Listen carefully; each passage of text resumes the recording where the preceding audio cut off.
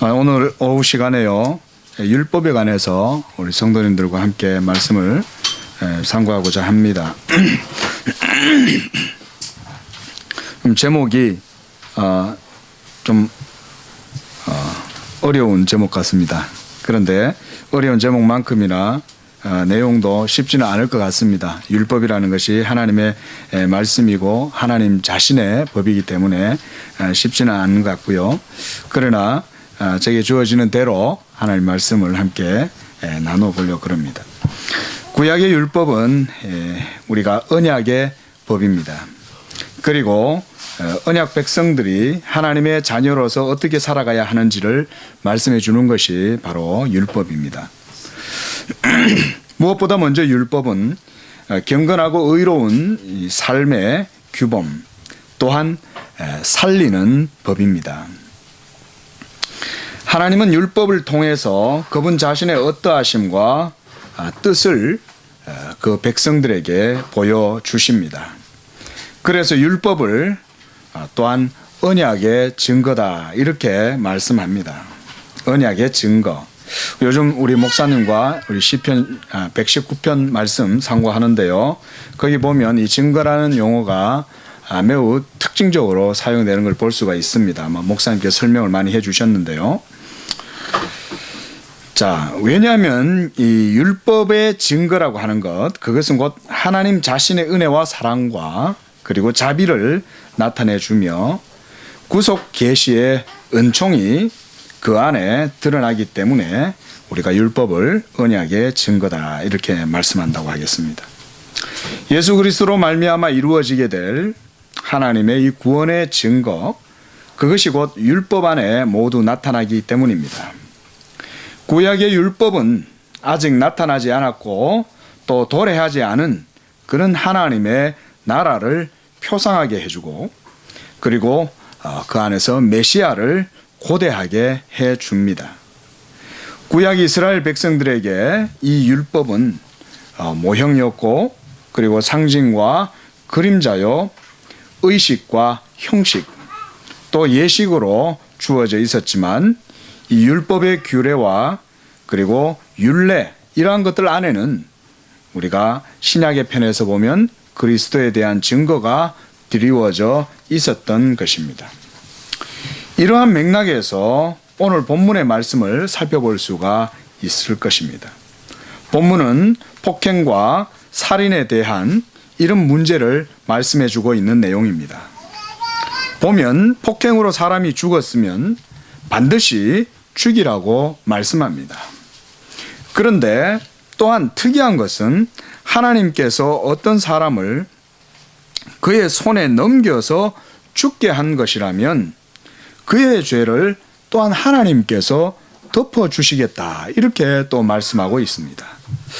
이런 말씀은 참 이해하기가 어렵습니다. 그러나 우리가 이것을 좀 더 성경에 입각해서 또 하나님의 관점에서 우리가 이해를 하면 좀 이해를 해볼 수 있지 않겠는가, 그렇게 생각이 됩니다. 왜냐하면 생명의 주권이 바로 하나님께 있다는 것을 바로 이런 말씀을 통해서 선언하고 계시는 것을 우리가 알 수 있기 때문입니다. 하나님 외에는 그 어떤 것도 생명을 좌지우지할 수 있는 이 권세가 없는 것입니다. 그러므로 타인의 생명을 아무렇게나 빼앗는 것은 곧 인간의 이 생사 여탈권을 가지고 계시는 하나님의 주권을 침해하는 명백한 범죄가 되는 것입니다. 물론 또 여러 가지 다른 부가적인 의미들도 있겠습니다만은 성경에서 가장 중요하게 여기는 부분들은 이러한 것이라고 봅니다. 그 다음 15절에서도 거기는 부모를 폭행하는, 이 완전 폐륜하죠. 이런 자는 죽이라고 말씀합니다. 부모는 자녀의 생명의 기원이고, 그리고 하나님께서 주신 권위로 자녀를 하나님의 뜻 가운데 양육하도록 세움을 입은 분들이 바로 부모님들이죠. 그러므로 그런 부모를 폭행한다는 것은 우리가 인륜을 떠나서 바로 천륜을 저버리는 것입니다. 가정은 사회의 작은 구성 단위이지만 모든 인류가 아담과 하와 이 첫 가정에서부터 출발했다는 사실은 이 가정이라고 하는 단위가 가지고 있는 의미가 어떤 것인지를 짐작해 해줍니다. 무엇보다 가정은 생명의 출산지입니다. 한 남녀가 결혼해서 출가해서 새로운 가정을 세우고 거기에서 태어난 자녀들을 하나님의 뜻대로 양육하는 이 생의 터전이고 기업인 것입니다. 그런 근원인 부모를 폭행한다는 것, 이것은 하나님의 질서와 그리고 뜻과 권위를 정면으로 도전하고 대적하는 것과 같은 것이라 하겠습니다. 그런 이유로 부모를 죽이는 것은 자녀가 그 부모를 죽인다 이러한 것은 언급을 하지도 않으시고 도리어 폭행의 이유만으로도 죽음의 형벌을 당한다는 것을 말씀하고 있는 것입니다. 또한 우리가 뒤에서 보면 17절에도 부모에 대한 그런 폭행도 아니고 폭행도 안 하고 이 말로 부모를 저주를 해도 동일한 이 죽음의 형벌을 당하게 된다. 이렇게 말씀하는 것을 볼 수 있습니다. 이러보건대 부모에 대한 율법의 이 규례가 이러한 의미를 가진다고 볼 수가 있겠습니다.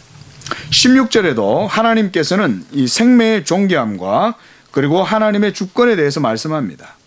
사람을 납치하거나 팔아넘기는 이런 인신매매, 그리고 자기가 부려먹거나 하는 이러한 자들도 사형에 해당됩니다.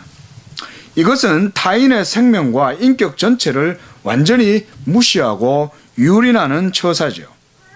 하나님 앞에서 모든 인간의 생명은 동등하며 그리고 생명의 주권자이신 하나님의 권위와 존엄을 파괴하는 것입니다.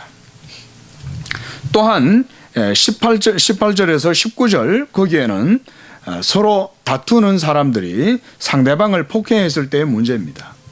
하지만 상대방이 폭행을 당했을 때 다행히 죽지는 않았어요. 그런데 죽지는 않았는데 이 상해 정도가 심해서 이 목발을 쓸 정도로 크게 다쳤습니다. 그때 가해자는 이 전치의 기간에 해당하는 이 손해배상을 해야 된다고 이 성경은 말씀합니다. 그리고 20절에서 21절은 이 종에 대한 규율입니다. 짧은 성경 구절인데도 율법은 여러 가지 내용들을 규례들을 말씀해 주고 있어요. 여기에서는 주인이 그 하인 즉 종이라도 그를 때려서 죽게 하면 이 살인죄의 형벌을 당하게 돼요. 그러나 죽을 정도로 맞았을지라도 죽지 않고 또 하루 이틀 정도 이렇게 연명했을 경우 그러다가 또 죽었을 때는 그 형벌이 또한 면하게 되는 것을 보게 됩니다. 그 이유를 제가 이 부분에 대해서는 아주 정확하게 제가 잘 살펴보지 못했습니다. 종의 경우에는 그러나 성경은 이 상전의 그 재산이 되므로 하나님께서는 이 부분에 대해서는 그가 살인죄를 그대로 적용하지 않는 것을 보여줍니다. 아마 종의 제도에 대한 적용이 달랐던 것 같습니다. 그리고 22절에는 임신한 여인이 다투는 중에 낙태하게 된 경우에 그가 다른 해를 받지 않았다면 벌금형을 받되 이 재판장의 판결에 따라서 부과하게 되었습니다. 제가 만일 길거리를 가는데 어떤 사람이 저희 집에 계시는 분하고 다투었는데 그것 때문에 낙태를 했다. 그러면 이 남편의 입장에서는 이 어마어마한 충격을 받겠죠. 상처도 받고. 그런데 여기에서 그런 문제에 있어서는 재판장의 판결에 따라서 벌금을 부과하도록 이렇게 명시가 되어져 있습니다. 아마 이것은 먼저 감정대로 타인에게 벌금을 매기지 않게 하고 공정하게 처리하기 위함이라고 생각이 됩니다. 그리고 이 본문에서도 태아의 생명에 대한 그 낙태에 대한 그것에 대한 처벌은 논의가 되고 있지 않습니다. 그래서 좀 더 보면요, 23절 25절은 앞서 말씀한 내용에 대한 정리라고 할 수가 있겠습니다. 생명은 생명으로, 눈은 눈으로, 이는 이로, 손은 손, 발은 발로 된 것은 된 것으로, 상하게 한 것은 상함으로, 때린 것은 때림으로 갚으라, 이런 말씀이거든요. 이 말씀을 보면 우리가 예수님의 그 산상보훈이나 이런 데 보면 이 왼쪽 뺨을 때리고도 오른쪽 뺨도 되고, 그죠? 이런 말씀과 너무나도 다른 그런 말씀을 우리가 볼 수가 있습니다. 일명 이것을 이제 동해보복법이다, 이렇게 말씀합니다. 이러한 것은 즉 해를 당한 만큼 갚아야 한다. 이것이 바로 동해보복법이죠. 이렇게 잠시 우리가 본문을 좀 살펴봤는데요. 이러한 율법의 계명, 규례, 이런 율례, 이러한 것들은 1차적으로 삶의 규범으로 언약 백성들에게 부과된 것들입니다.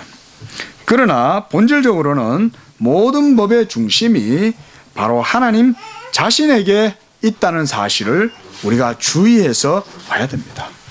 그래서 보통 우리가 율법 이러니까 고대 근동이나 문헌학이나 이런 거 하시는 분들 보면 함무라비 법전이나 이런 거 하고 유사해서 모세가 그런 데서 채용해 가지고 와가지고 했다, 이런 식으로 얘기하는데, 이 본문들은 분명히 하나님께서 친히 말씀하신 것이기 때문에 그렇게 유추해서 볼 수 있을지 모르겠지만 정황상 그렇지가 않은 거죠. 하나님께서 부과하신 계명이기 때문에 우리가 그렇게 볼 수는 없습니다.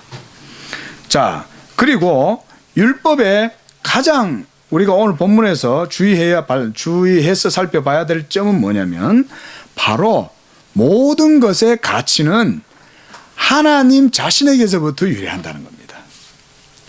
그리고 그것을 따라서 하나님께서 하나님의 명예와 영광과 존엄에 걸맞게 그 백성들에게 부과하셨다는 거예요. 세상의 법과 정신과 가치는 물론 중요합니다. 그러나 그 본질이 하나님이 아닌 인간 중심의 법제라는 사실에 있어요. 인간 중심. 그러나 율법은 하나님께서 친히 언약 백성에게 부여하신 것이므로 모든 법의 중심이 하나님의 영광과 명예, 주권, 이런 존엄적 가치가 우선하는 것임을 알 수가 있습니다.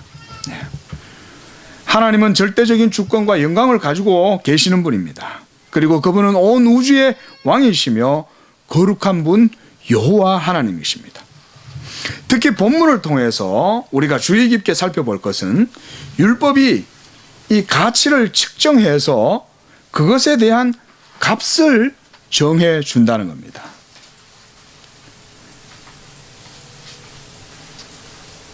오늘 우리는 본문에서 폭행과 살인, 그리고 부모에 대한 폭행, 그리고 폭행에 의한 낙태 문제나, 그리고 그 종을 폭행해서 상해하거나 죽인다든지 이러한 문제들에 대해서 논의하고 있는 걸 봤는데요.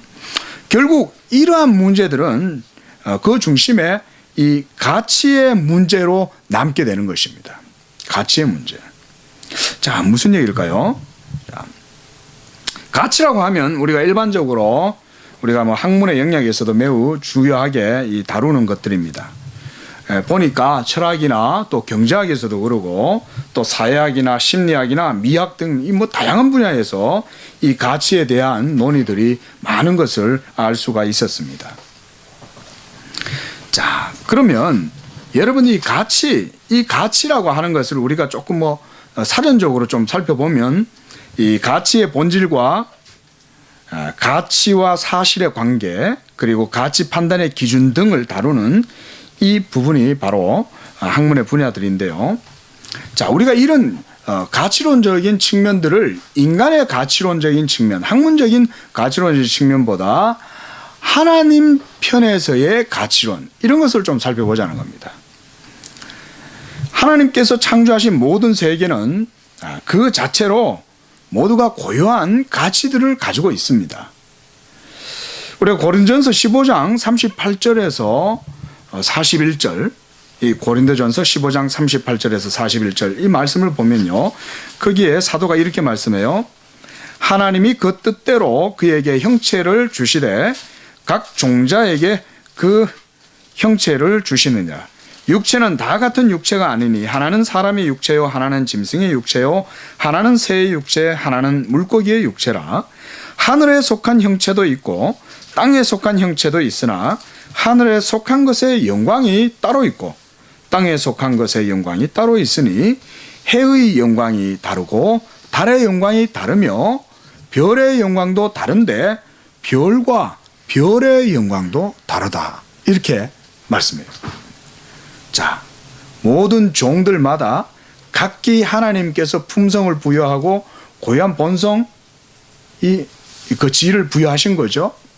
그런데 그 모든 것들마다 다 제각기 각각의 고유한 가치를 가지고 있다는 거예요. 여러분, 하나님께서 만드신 세계는 그러한 것입니다. 예. 어떤 것은 크고 어떤 것은 작지만 큰 것은 큰 것대로의 가치, 작은 것은 작은 것대로의 고유한 가치가 다 있다는 거예요. 자, 그래서요, 하나님께서 만드신 자연 만물은 그 자체로 군림한다든지 소유한다든지 억압하려고 하지 않습니다.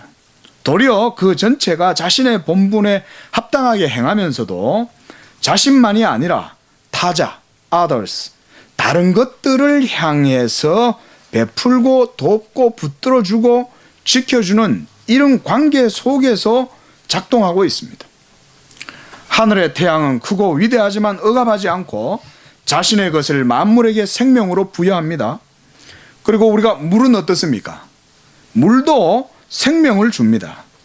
또한 자연은 태양으로부터 빛을 받아서 생명작용을 하고 거기에서 싱그러움과 푸르름을 또한 자연으로 선사하고 그리고 그 속에서 살아가는 온갖 생태계의 생존 조건으로 작동합니다. 이렇게 볼 때 하나님께서 만드신 모든 만물들은 작은 것의 가치, 큰 것의 가치, 다양한 차이를 가지는 여러 가치들이 모여서 전체가 하나의 큰 가치로 작동하는 체계를 가진다고 하겠습니다. 우리가 이것을 바로 질서요 조화라고 말하죠. 자, 그렇다면 이러한 가치, 이 가치가 무엇입니까? 앞서 사전적인 내용을 잠깐 봤지만 우리가 그것만으로는 충분하지가 않죠. 자, 우리가 어떤 것을 가리켜서 그것이 가치가 있어 라고 말할 때에 그것이 물질적인 것이든 정신적인 것이든 그것을 향유하는 인간에게나 어떤 사물에게나 그것이 의미를 가진다는 것을 뜻합니다. 물론 이러한 만물 가운데 있는 이런 가치 체계는 다양한 자연 만물 가운데에서 한치의 오차도 없이 체계적으로 작동하고 있습니다. 물은 동식물에게 가치가 있는 것이고 빛과 공기도 생물들에게 그 자체로 가치가 있는 것이죠. 그러므로 모든 세계는 한마디로 이러한 거대한 가치 체계라고 할 수가 있어요. 그 가운데 어느 것 하나도 쓸모없는 것은 하나도 없습니다. 우리가 볼 때 별 소용이 없어서 무의미한 것 같고 보잘것없이 보이는 것들도 자연에는 반드시 어디엔가 모두 필요한 것입니다. 가끔씩 중고 서점에 들러보면요, 나에게 별 가치가 없는 책들이 산재해 있어요.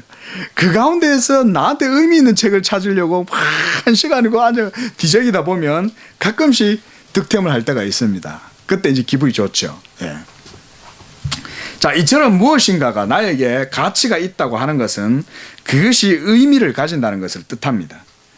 그러므로 모든 세계가 그 자체로 독특한 가치를 가지고 있는 것은 크고 작은 것들의 다양한 가치가 모여서 이루어진 일종의 가치 체계다, 이렇게 말씀드릴 수가 있죠. 또한 이 가치라고 하는 것은 의미를 갖는다는 점에서 이것은 또한 의미 체계다, 이렇게도 불릴 수가 있습니다. 자, 오늘 조금 설교가 좀 이상한 설교를 가지고 와서 하는 것 같습니다.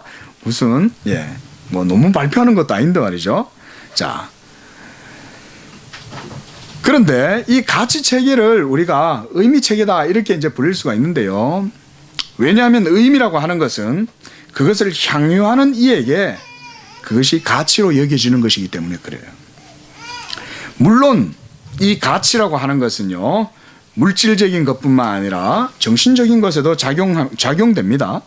따라서 인간에게 있어서 의미를 가진다고 하는 것은 그것이 물질적인 것이든 정신적인 것, 이러한 것, 즉 명예나 영광, 또 자존심, 이러한 것들의 의미를 향유하게 됨을 의미하는 것이죠. 그래서 우리나라 법에도 이 명예훼손죄, 모독죄, 이런 것들도 이 타인의 인격권을 침해한 경우에 그에 대한 이 등가적인 이 값을 배상해야 하는 것이죠. 보이지 아니하는 정신적인 것들도 이 값으로 가치가 환산되는 겁니다. 예. 따라서 어떤 가치를 소유한다고 할 때에 그것의 매개로 이 돈이나 그에 상응하는 가치가 이 값으로 매겨지는 겁니다. 예. 자, 제가 막 줄줄줄 어려운 얘기들을 쭉 하는 것 같은데요. 예. 요약하면 가장 중요한 건 율법은 가장 하나님의 편에서 가장 공정하게 가치를 매겨서 그 값을 정확하게 규정해 준다는 거예요. 율법이. 네.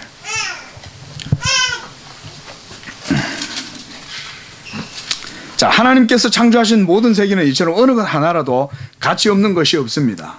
그 존재가 무의미한 것도 하나도 없고 모든 것이 하나님의 말씀, 즉 명령으로 지음을 받았으며 지음받은 것들은 하나님의 명령에 순종해서 질서와 조화 가운데 각기 주어진 형상대로 자신의 가치를 발휘합니다. 자, 오늘 우리가 읽지 않았지만 이 출애굽기 21장과 그리고 그 이후에 계속되는 말씀에서 하나님께서는 모세에게 이스라엘 백성들이 살아가는 이 삶의 법으로서의 율법을 계속해서 제시해 줍니다. 우리가 십계명뿐만 아니라 하나님께서는 다른 생활의 모든 규범들도 다 일일이 그 조례대로 하나씩 다 정해주는 것을 볼 수가 있습니다. 자, 그런데요, 우리가 오늘 본문을 12절에서부터 25절까지밖에 읽지 않았지만 다른 부분에 있어서도 우리가 읽어본다면 마찬가지입니다.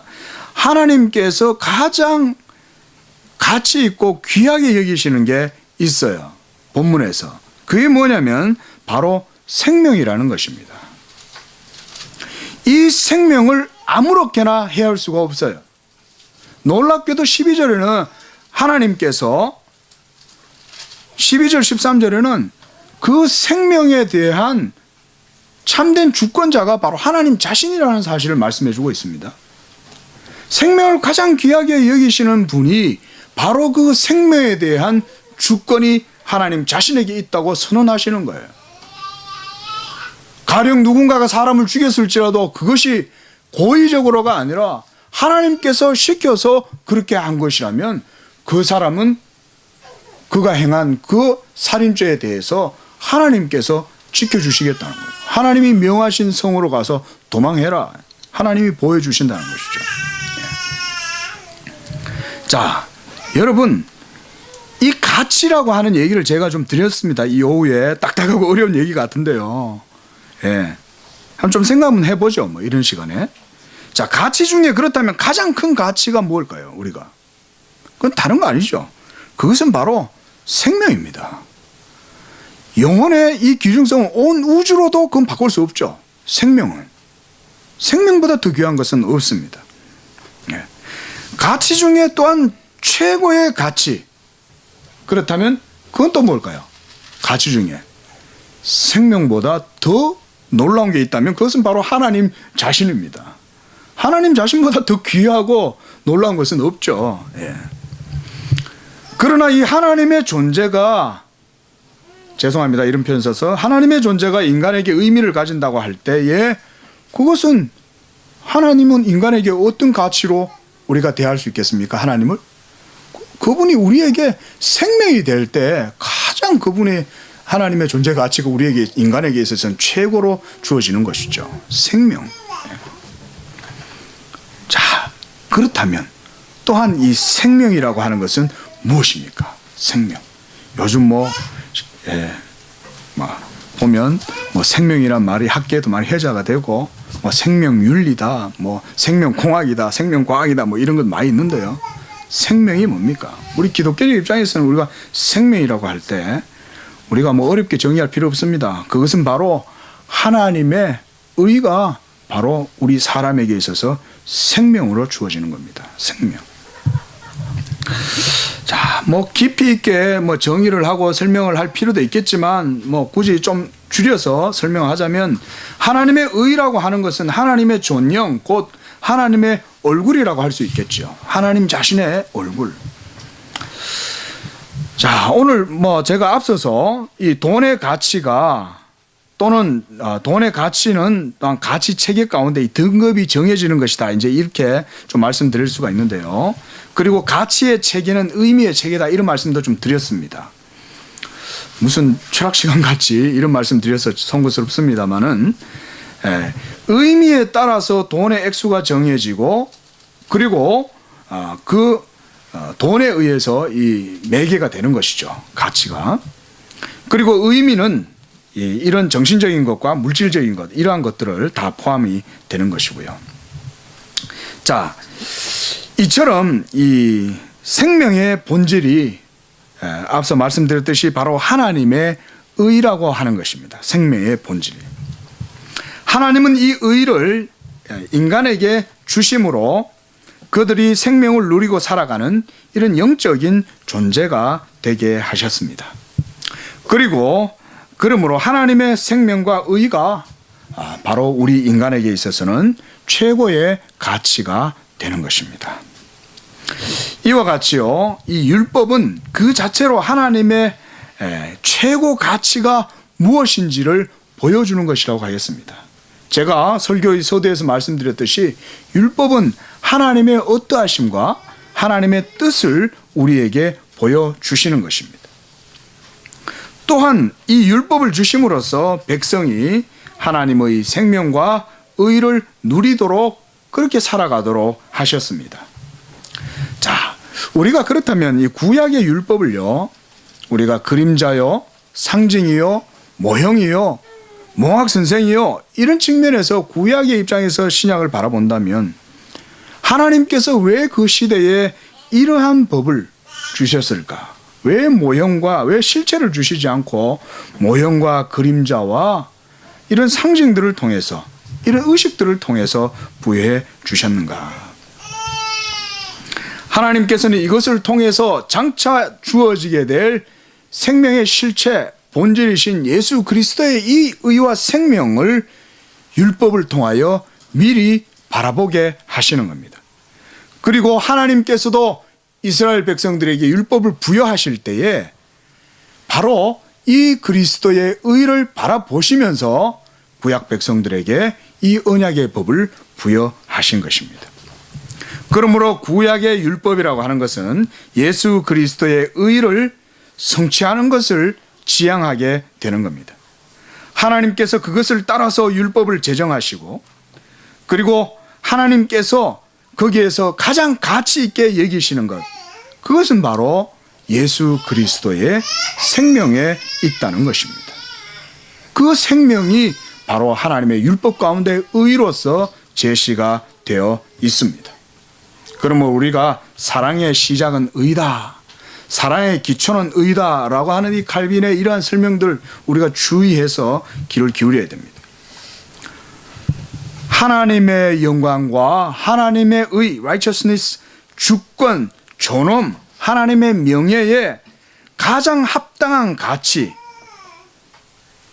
하나님께서 인정하시고 기뻐하실 수 있는 가장 최고의 가치, 그것은 바로 예수 그리스도의 의입니다.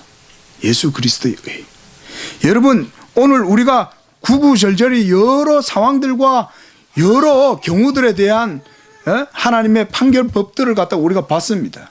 그러나 바로 이러한 법 속에 하나님께서 가장 귀하게 여기시는 것이 생명이요, 그 생명은 아무렇게 할 수 없다는 사실을 우리가 볼 수 있습니다. 보지 않았지만 다른 부분들도 마찬가지입니다. 앞에나 뒤에나 전부가 다 하나님은 생명을 아무렇게나 취급하는 것을 허락하지 않습니다. 심지어 짐승이나 가축조차도 그것의 생명에 대해서 만약 그것을 잃었을 때는 그 주인이 그것에 대한 소유에 대한 가치를 값으로 변상해주고 이것을 하나님 정확하게 제 얘기를 해 주시는 거예요. 우리가 동해보호법이다 이런 거 뭐 이슬람에 있는 그런 법처럼 생각해서는 안 됩니다. 그것이 아니라 하나님은 최고의 가치를 염두하시고 하나님이 모든 법을 일종의 해설로서 설명해 주시는 거죠. 하나님은 이것을 가장 귀하게 여기신다. 그리고 이 법의 주권자는 바로 하나님이시다. 그리고 오로지 하나님만이 이 유일한 법의 최고의 근원이고 그리고 그분이 기준이고 그분이 중심이고 그분에게서 이 모든 것들이 다 나온다. 이거를 율법을 통하여 보여주시는 겁니다. 여러분 그러므로 하나님께서 인정하시는 의와 생명, 여러분 이 의와 생명에 대해서 하나님은 율법을 통해서